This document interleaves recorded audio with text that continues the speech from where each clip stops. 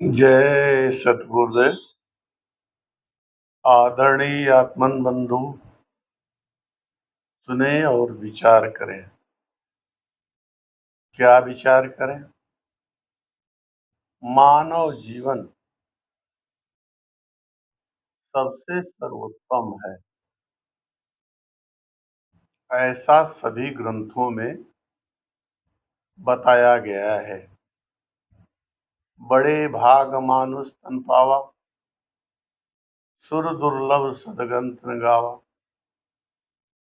बड़े भाग्य से यह शरीर आपको मिली है, जिसका आप अगर सदुपयोग न करें तो निसंदेह आपका स्वरूप वो नहीं रहेगा जो होना चाहिए।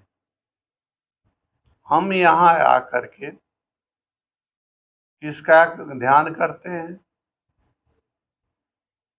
तमाम बाहरी चीजों का ध्यान करते हैं, लेकिन ये हम नहीं जानते कि जो कुछ भी हम ढूंढ रहे हैं वह सारा कुछ इसी में समाया हुआ है।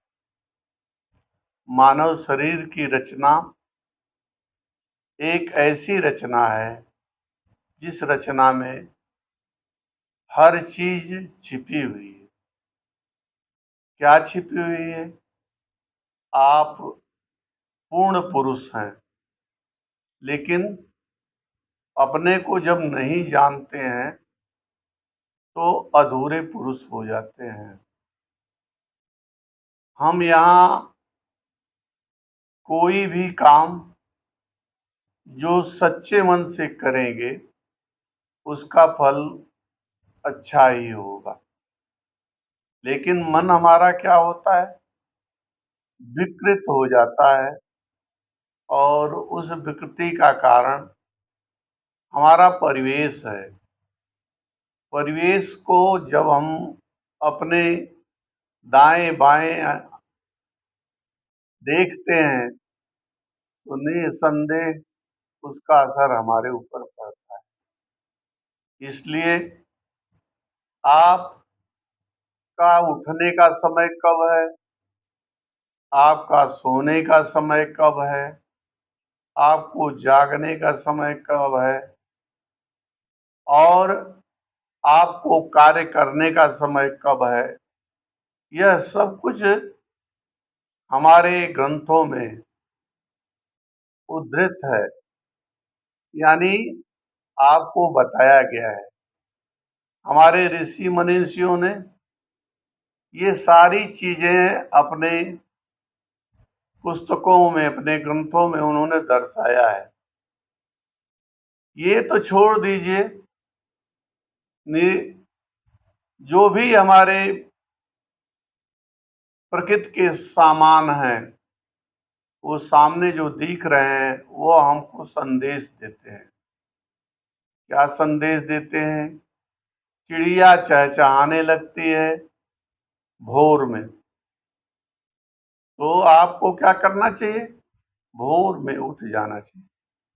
चिड़िया शाम को घोंसले में चली जाती है, तो शाम को आपको अपने घोंसले में आ जाना चाहिए, यानी आपका घोंसला रूपी घर आपको बुला तो नहीं रहा है, लेकिन ये आपको समझा रहा है कि अब अंधेरा हो गया, अब आपका रोल नहीं है वहां। इसलिए मेरे आदरणीय बंधु, हर चीज को समझिए, जीवन की शैली को बदलिए। जीवन की आज का जो परिवेश है वो इस परिवेश को देखकर ही दुनिया में इतनी विकृति फैल गई है कि हर आदमी बिगड़ गया है और रोगी हो गया है। तो अगर आप विकार रहित रहना चाहते हैं तो प्रकृति के नियमों का पालन कीजिए। और कैसे पालन कीजिए? आप भोर में उठिए और शाम को सो जाइए। जो बीच का समय है उस समय में अपने कर्म को कीजिए। 8 बजे के बाद और 5 बजे तक आप अपनी दिनचर्या को पूरा कर सकते हैं। इसलिए इन सब बातों पर विशेष विचार करें, ताकि मालिक सबका कल्याण करें। जय सद्गुरुदेव।